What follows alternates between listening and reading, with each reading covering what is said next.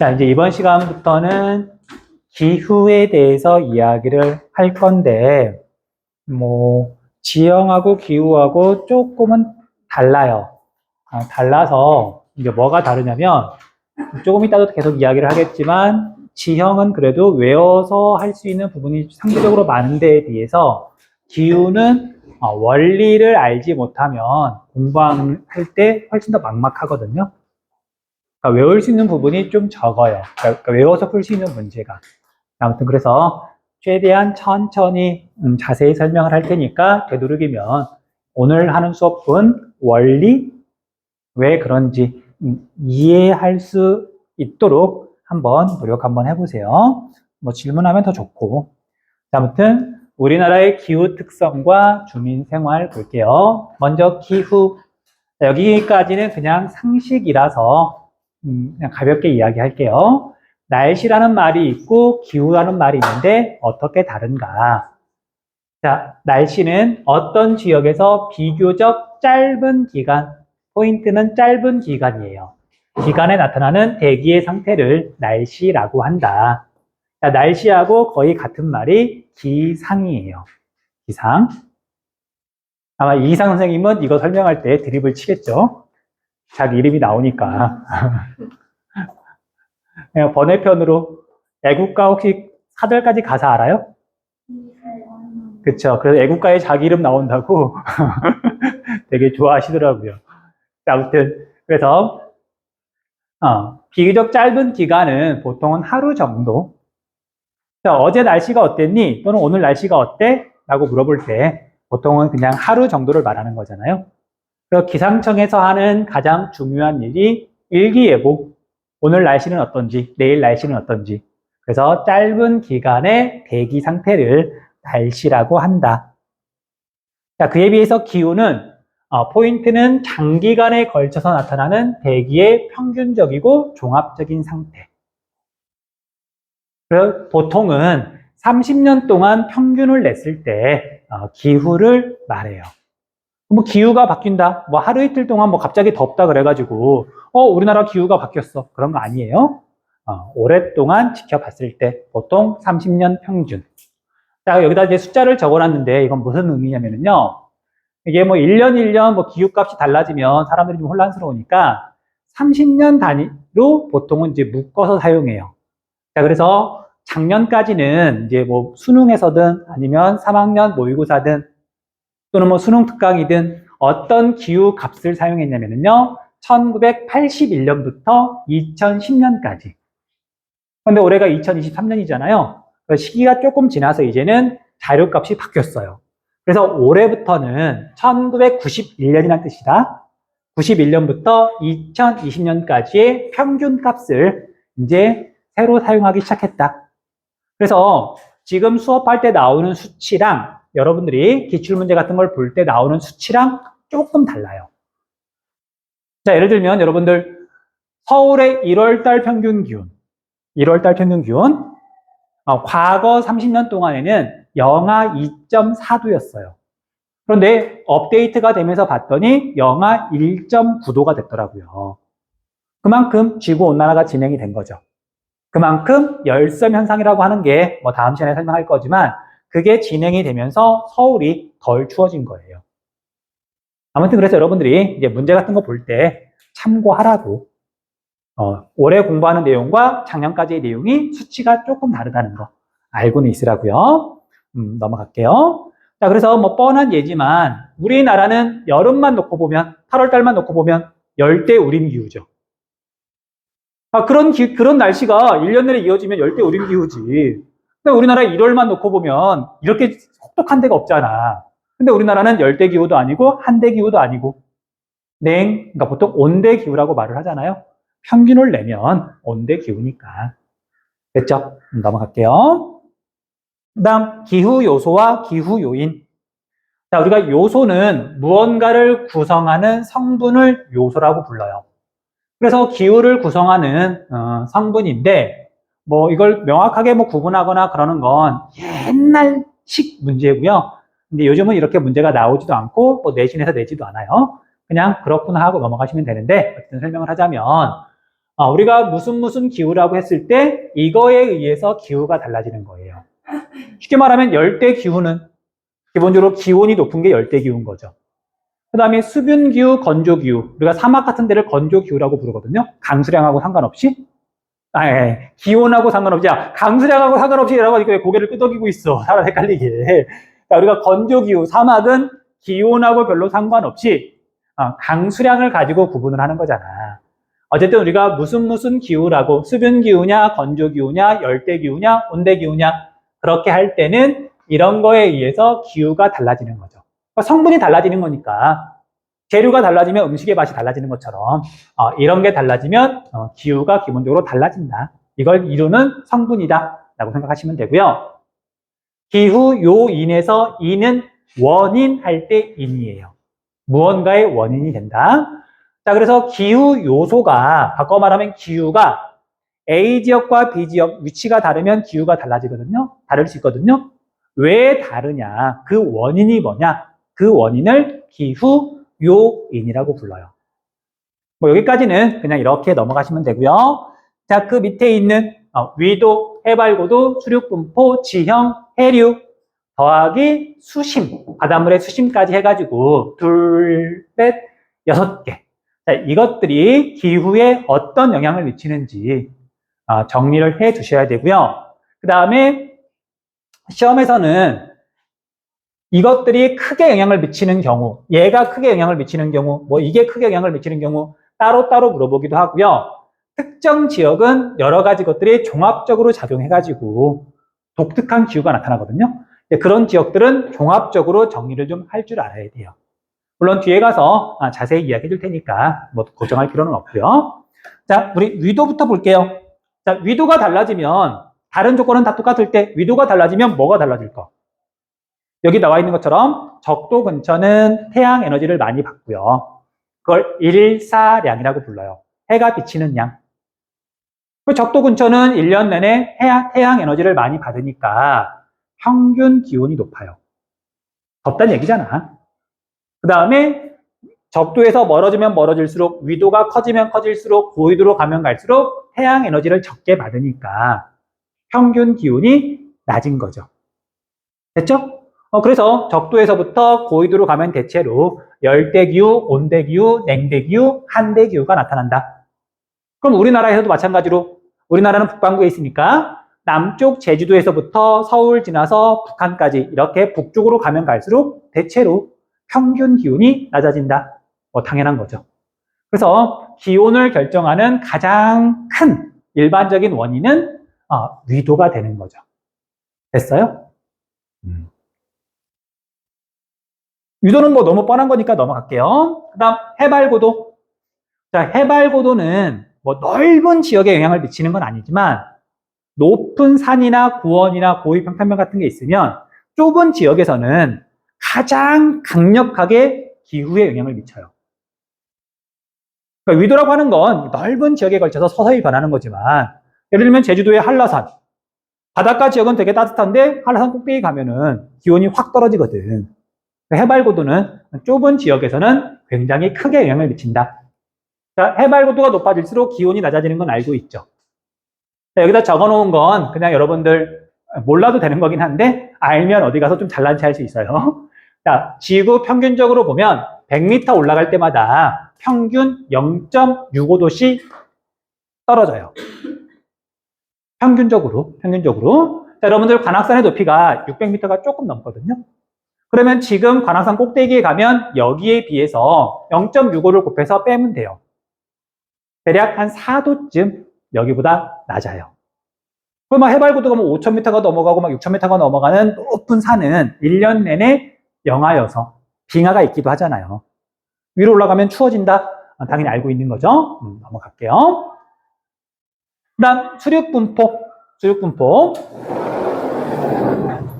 자, 수륙분포는 역시 앞에서 우리나라에 위치할 때, 지리적 위치할 때 한번 나왔던 부분이에요. 자, 볼게요. 우리나라는 여기가 적도라 그런다면 어쨌든 북반구 중위도 지역에 있는데 어쨌든 이렇게 한번 표시를 해볼게요. 이쪽이 지금 대륙이고요. 땅이고요. 그 다음에 이쪽이 물이고요. 바다. 해양이라고 그럴게요. 해양이고요. 이렇게 있으면 자, 나머지 조건은 다 똑같아요. 해발고도 똑같고 뭐 다 똑같은데 얘가 땅 한가운데냐, 1번 지역이냐, 아니면 바닷가 지역이냐, 여기도 2번, 나머지 조건은 똑같을 때, 그 다음에 아예 섬이냐, 이런 거에 따라서 뭔가 다르더란 말이죠. 자, 1번, 2번, 3번 지역은 1년 동안 태양으로부터 받는 에너지는 똑같죠. 그 연평균 기온은 큰 차이가 안 나요. 1년 동안 평균을 냈을 때. 그런데 여름에 온도가 올라갈 때 어딘가는 더 빨리 올라가고 어딘가는 좀 천천히 올라가고, 겨울에 추울 때 온도가 떨어질 때 어딘가는 많이 떨어지고 어딘가는 덜 떨어지고, 덜이란 말이 좀 그러네요. 좀 느리게 떨어지고. 자, 그러면 1번, 2번, 3번 중에 여름철에 가장 기온이 높게 올라가는 곳은? 자, 땅하고 물하고 뭐가 온도가 빨리 변한다 그랬죠?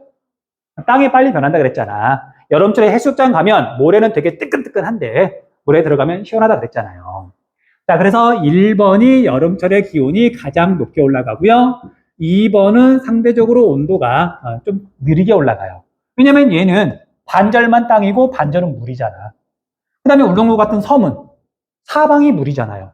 그러니까 여기가 가장 온도가 적게 올라가겠죠. 됐어요?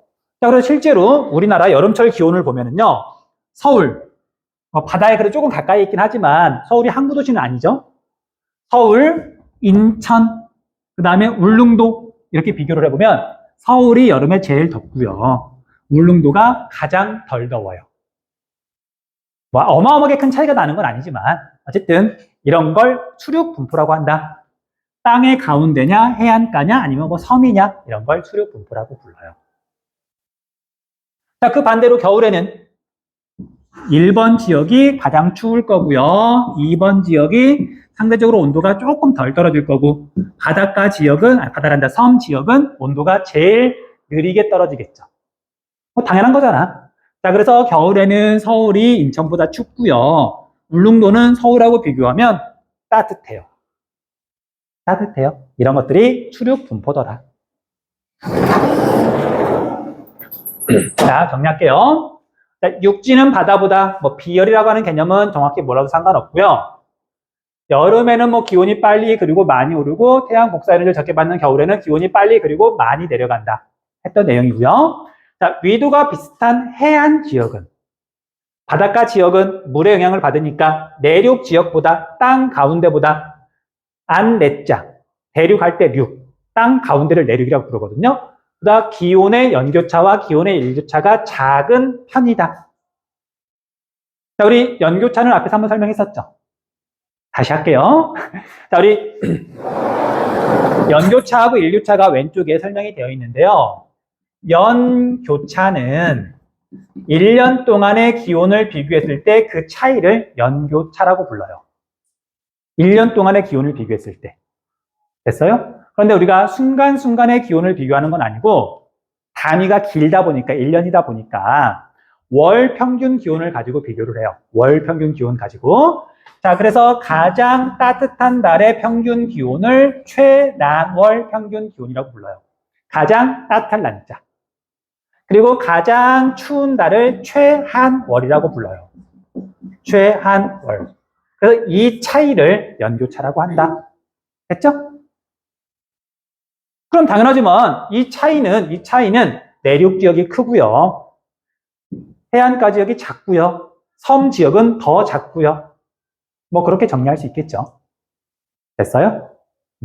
일교차도 마찬가지예요. 일교차는 하루 동안의 기온을 비교했을 때 그 차이가 얼마나 되느냐. 얘는 순간순간 기온을 가지고 비교하는 건데 마찬가지예요. 내륙 지역이 일교차가 크게 벌어지고요. 해안가 지역이 상대적으로 일교차가 작다. 그렇게 정리하시면 돼요. 됐죠? 재민아, 너 쉬는 시간하고 눈빛이 많이 다르다. 아까 태블릿 볼 때랑. 자, 그 다음에 우리, 여기다가 지금 이건 삭제 표시거든요. 지우세요. 표현이 조금 애매하게 되어 있고요. 뭐 이거 외워서 문제 푸는 것도 아니고, 뭐 자칫 헷갈릴 만한 내용이라서 그냥 지우는 게 좋을 것 같더라고요.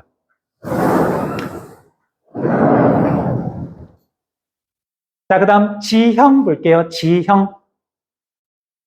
지형. 자, 지형은 높은 산이나 산맥, 산줄기가 기후에 영향을 미친다. 그런 뜻이에요. 자, 이건 뭐 한라산처럼 높은 산이라고 생각해도 되고 태백산맥처럼 높은 산맥이라고 생각해도 되는데 여기서는 산맥이라고 가정을 할게요. 단면도를 그리면 이렇게 되고요. 산줄기는 뭐 쭉 이어져 있으니까 이렇게 표현을 할게요. 됐죠? 높은 산이 이렇게 있을 경우 자, 이제 바람이 불 때 산을 타고 넘어가면서 어떤 변화가 일어나기도 해요. 그 바람은 뭐 이쪽에서 불 수도 있고 이쪽에서 불 수도 있고 그러면 이제 모든 게 좌우로 바뀌거든요. 그건 이제 어쨌든 여러분들이 나중에 뒤집으면 되는 거고 지금 여기에서는 우리 교재처럼 이쪽에서 이렇게 바람이 분다고 한번 가정을 해볼게요. 됐죠? 자, 그래서 여기서부터 바람이 이렇게 불어오는데 이 바람을 A라고 하자. A라고 하자. 이때 이렇게 바람이 산맥을 만나게 되면 산맥을 따라서 이렇게 위로 올라가게 돼요. 그래서 이렇게 바람이 불어서 올라가는 이 지역을 뭐라고 부르냐면요. 바람을 맞는다 그래서, 바람을 받는다 그래서 바람 바지 사면이라고 불러요. 바람 바지. 바람을 받는다. 됐죠? 자, 바람이 이렇게 산을 만나서 높게 올라가다 보면 위로 올라가면 기온이 낮아져요. 그리고 우리가 밤이 되면 여기서도 밤이 되면 이슬이 맺히고 서리가 내리죠. 기온이 떨어지면 공기 중에 있는 수증기가 물로 바뀌어요. 그래서 위로 올라가다 보면 기온이 떨어지니까 공기 중에 있는 수증기가 구름으로 바뀌면서 비나 눈을 뿌리기도 한다. 얘가 워낙 건조하면 비나 눈이 안 내리겠지만 수증기를 어느 정도 포함하고 있으면 산을 타고 올라가면서 언젠가는 구름이 생기고 그러고 나서 더 올라가게 되면 비나 눈이 내리게 되는 거예요. 됐니? 그리고 산을 타고 이렇게 넘어가서 여기에 도착했더니 A-가 되더라. A랑 A-는 뭔가 달라도 다르더라. 이게 바로 지형 때문에 생기는 변화라서 어쨌든 지형이 기후에 영향을 미친다 라고 이야기를 하는 거예요. 자, 이제 계속 정리할게요. 자, 바람이 불어 올라가는 곳을 우리가 바람바지라 그랬고요. 그 반대편 여기를 뭐라고 부르냐면 해가 만약에 이쪽에서 비친다. 그러면 이쪽은 그림자, 그늘이 생기는 곳이죠. 비가 이쪽에 내렸으니까 그 반대 의미로 여기를 비그늘이라고 불러요. 또는 바람 그늘이라고도 불러요. 섞어서 쓰거든요. 그래서 비그늘 쪽, 그 다음에 이 공기는 뭐 계속 이렇게 가는 거니까 여기서부터 여기까지 그냥 쭉 이어지는 거야. 다른 게 없으면은요. 자, 여기는 첫 번째 이렇게 올라가는 중에서 비나 눈을 뿌렸어. 공기 중에 수증기가 줄어드는 거죠. 그대로 넘어왔잖아. 그래서 얘는 건조해진다. A랑 비교하면 A-는 건조해요. 그리고 이제 이건 지구과학이라서 뭐 설명할 필요는 없을 것 같고 그냥 이건 외우세요. 이렇게 넘어가는 과정에서 얘는 뭐 변화가 없어. 뭔가 달라지는 게 없어. 근데 여기는 구름이 생기기 전하고 구름이 생긴 다음하고 좀 달라. 뭐가 달라도 달라. 그래서 온도가 변하는 정도가 달라서요. 이렇게 비나 눈을 뿌리고 산을 넘어오게 되면 공기의 온도가 올라가게 돼요. 고온 건조해져요. 됐어요? 아무튼 그러니까 높은 산이 있을 경우 바람이 산을 타고 넘어갈 때, 산맥을 타고 넘어갈 때 한쪽에 비나 눈을 뿌리게 되면 반대쪽에서는 공기가 고온 건조해진다. 이렇게 외우시면 돼요. 외우시면 돼요. 자, 계속 정리할게요. 자, 그래서 용어를 써주자면, 자, 우리가 공기가 고온 건조해졌다. 비그늘 쪽에서 이 고온 건조해지는 거에 초점을 맞추게 되면 이걸 뭐라고 부르냐면 팬 현상이라고 불러요. 팬 현상. 자, 이 팬은 알프스 산맥 밑에 있는 독일 지방 이름이거든요. 그러니까 바람이 알프스 산맥을 넘어오면서 변해버리는 거야. 이 지역에 큰 영향을 미치다 보니까 보통 명사가 된 거예요. 됐어요? 그래서 공기가 비나 눈을 뿌리고 산을 넘어오면 고온 건조해지는 거. 이걸 팬 현상이라고 부르고요. 그 다음에 그 반대로 공기가 산을 넘어갈 때는 지금 여기서 비나 눈을 뿌리는 거잖아요. 자, 그래서 여기서 강수. 자, 물은 비하고 눈을 다 포함하는 거거든요. 어쨌든 강수 현상이 나타나는데 이 강수 현상을 뭐라고 부르냐면요. 지형 때문에 비나 눈이 내린다. 지형성 강수라고 불러요. 자, 그래서 동전의 양면 같은 거예요. 이렇게 나누어서 한쪽에서 지형성 강수 현상이 나타나면 그 반대편에서는 폐인 현상이 나타난다. 그런 뜻이에요. 자, 더 자세히 하면 너무 지구과학스러워서 여기서 마칠게요. 지형에 대한 설명은.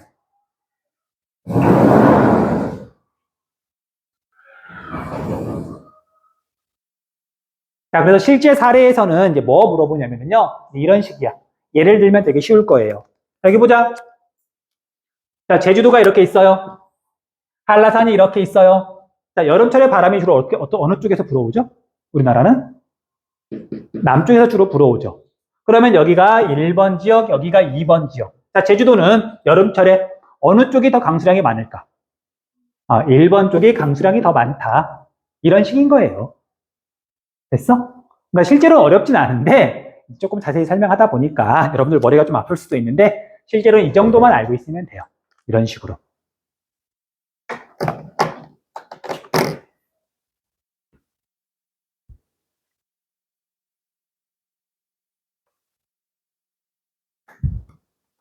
나도 졸려.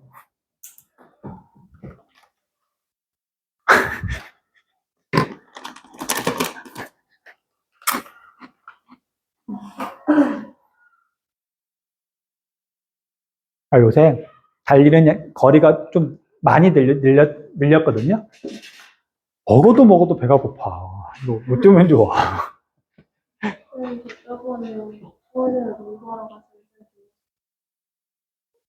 서울대로 농구하러 가는 모습 나를 봤다고요? 넌 거기에 왜 왔는데? 거기 그 근처가 집이니? 나중에 호구조사 좀 하자. 피해 다녀야지. 내가 운동하러 갈 때는 당연히 그냥 반바지에 나시를 입고 가거나 반팔을 입고 가거나 아니면 바람막이를 입고 가거나. 누가 봐도 농구가 이렇게 들고 갔어. 농구를 다시 한번 시작해 보려고요.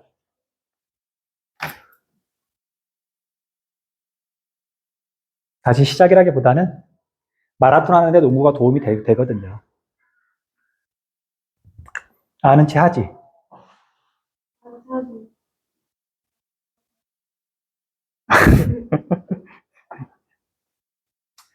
자, 해류하고 수심 마저 설명할게요. 자, 우리 해류는 난류하고 한류를 말하는데 자세히 말하면 세계지리나 지구과학이 되니까 그냥 짧게만 이야기할게요. 지구를 절반만 이렇게 그리면은요, 적도고요. 적도 근처는 에너지가 남아요. 극지방은 에너지가 부족해요. 그럼 에너지가 어떻게 이동해야 되잖아? 그래서 공기가 이동하면서 바람이 불면서 에너지가 이동하기도 하고요. 바닷물이 직접 흐르면서 이동하기도 해요. 그래야 균형이 맞으니까. 자, 그래서 적도 근처에서 시작해가지고 극으로 이렇게 올라가는 바닷물의 흐름. 이걸 우리가 난류라고 부르죠. 따딸란자. 반대로 극에서 적도로 이렇게 돌아오는 바닷물의 흐름은 차갑다. 차가울 한자를 써서 한류라고 불러요. 한류. 자, 그래서 땅이 이렇게 있으면 꼭 우리나라가 아니더라도 땅이 이렇게 있으면은요. 여기처럼 이렇게 한류가 흐르는 곳이 있고요. 자, 반대로 난류가 이렇게 흐르는 곳이 있어요. 그러면 모든 조건이 똑같더라도 위도도 똑같고 수륙 분포도 똑같고 해발고도 똑같고 다 똑같을 경우 1번하고 2번 지역하고 기온이 다르더라. 자, 1번하고 2번 중에 어디가 더 기온이 높을까? 당연히 2번이 더 높죠. 그건 당연한 거잖아. 자, 그래서 우리나라로 적용을 하자면은요, 우리나라는 서해 바다는 여기가 막혀 있죠. 그러니까 이제 난류가 혹시 오더라도 뭐 막혀 있으니까 뭐 막 올라갈 수가 없잖아. 자, 그에 비해서 동해 바다는 난류가 저 밑에서부터 와가지고요, 이렇게 올라가는 곳이에요. 그래서 난류의 영향으로 동해가 서해보다 겨울에 더 따뜻하다. 됐어요? 그 얘기예요. 어려운 내용은 아니고. 그 다음 마지막으로 수심도 같이 할게요. 자, 여러분들 우리 서해 바다는 평균적으로 수심이 44m, 동해 바다는 평균적으로 수심이 1600m가 넘어가요. 물의 양이 달라요. 그래서 여러분들 접시에 떠놓은 물은 금방 식지만 주전자에 담아놓은 물은 당연히 안 식죠. 온도 변화가 느린 거죠. 마찬가지야. 그래서 똑같은 이제 바닷가라 하더라도, 똑같은 바닷가라 하더라도 서해 바다는 수심이 얕으니까 온도 변화가 상대적으로 좀 큰 거고요. 같은 바닷가를 비교했을 때 동해는 수심이 되게 깊으니까 온도 변화가 상대적으로 작은 거고요. 큰 차이는 안 나지만 인천하고 강릉하고 비교하면은요, 인천이 여름에 기온이 더 높아요. 강릉이 겨울에 덜 추워요. 됐어요? 어쨌든 수심도 기후에 영향을 미친다, 그런 얘기였어요. 자, 여기까지 정리할 시간 충분히 줄 테니까 정리하세요. 한 3분쯤 줄게요. 질문 있으면 질문하시고요. 아, 이거 맛있다. 아, 네가 샀다고? 선생님, 네. 그러면요, 서해바다는요, 한류의 영향을 안 받아요? 한류도 위에서 내려와야 되는데 막혀 있잖아요. 그쵸? 그러니까 북극 근처에서부터 시작해가지고 내려와야 되는데 중국 대륙, 뭐 시베리아 대륙 그게 막혀 있는 바다잖아. 만이잖아, 만. 내려올 게 없죠. 그러니까 수심이 얕아서 겨울에 차갑게 식기는 하는데 한류가 내려와서 그런 건 아니에요.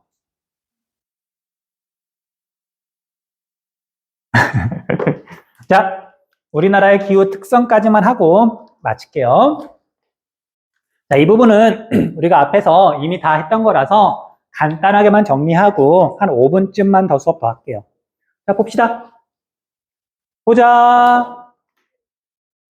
자, 우리나라의 기후 특성. 전체적으로 냉온대 기후가 나타난다. 우리가 앞에서 수리적 위치할 때 설명했었잖아요. 기억나시죠? 그리고 우리는 보통 이제 여러분들은 온대 기후라고 말을 하지만 선생님 내가 하는 말을 잘 들어보면 꼭 냉온대 기후라고 하거든요. 그 이유가 북한 쪽은 냉대 기후고 남한 쪽은 주로 온대 기후예요. 우리나라가 그 경계에 있어. 온대 기후라고 해서 틀린 말은 아니긴 한데 정확한 뜻은요. 최한월 평균 기온 영하 3도를 기준으로. 이것보다 더 추우면 냉대 기후예요. 그래서 서울은 온대 기후지만 춘천은 냉대 기후예요. 강원도 춘천은. 그런 식이라서 어쨌든 우리나라는 냉온대 기후가 나타난다. 넘어가면 되고요. 그 다음에 우리나라는 대륙의 동쪽에 있는데 바닷가 지역이긴 하지만 1년 내내 편서풍이 불는 위도대에 있어서 대륙의 영향을 많이 받기 때문에 바닷가에 있지만 연교차가 큰 대륙성 기후가 나타난다 그랬었죠. 그에 비해서 대륙의 서쪽은 바다에서 강하게 편서풍이 부니까 1년 내내 바다 영향을 받아서 연교차가 작은 기후가 나타난다고 유럽 쪽은 했던 내용이죠. 자, 그래서 여기를 보면은요, 기후 그래프 한 번만 볼게요. 자, 리스본 어느 나라니? 이게 영국이에요. 이게 영국이야. 얘는 이게 유럽이긴 한데 리스본이 어느 나라냐고요? 진짜 우리 대화를 좀 하자. 야, 축구처럼 티키타카 좀 하자. 빵축구 말고. 프랑스, 이탈리아, 에스파냐. 얘는 아니, 나라 이름이 뭐냐고. 얘 에스파냐가 스페인이고요. 자, 뭐 바쁜 건 아니니까 내가 그나마 이제 그나마가 아니고 유튜브를 보면서 가장 유한이 됐던 영상이 하나가 있어요. 보여줄게. 그 화면만 보여줄게요. 유튜브를 보면서 가장 유한이 됐던 거. 포르투갈이에요. 포르투갈. 누가 포르투갈이라 그러니? 자, 슈카월드라고 하는 300만 명에 가까운 구독자가 있는 유튜브 채널이에요. 거기에서 나왔던 건데, 어디 갔어? 여기 있다, 여기 있다. 자, 확대를 하고 싶은데 확대는 안 되는 것 같고요. 자, 이게 139만 명이 본 어떤 유명한 동영상이야. 자, 그래서 이것도 몰라? 이건 상식일까 아닐까? 그러니까 이거 상식이라고 하는 건 모든 사람들이 기본적으로 알아야 되는 어떤 그런 거잖아요. 그치? 그런데 여기에 이거 뭐라 그러지? 첫 화면? 그 이미지, 아이콘? 아, 그래, 썸네일. 아무튼 나 이거 보고 지금 마음이 좀 편해졌어. 여기 봤더니 대표적으로 경상도, 전라도. 맞아, 틀려요. 자, 이걸 지금 썸네일에 집어넣은 이유가 실제로 우리나라 많은 사람들이 어디가 전라도고 어디가 경상도인지 모르는 거야.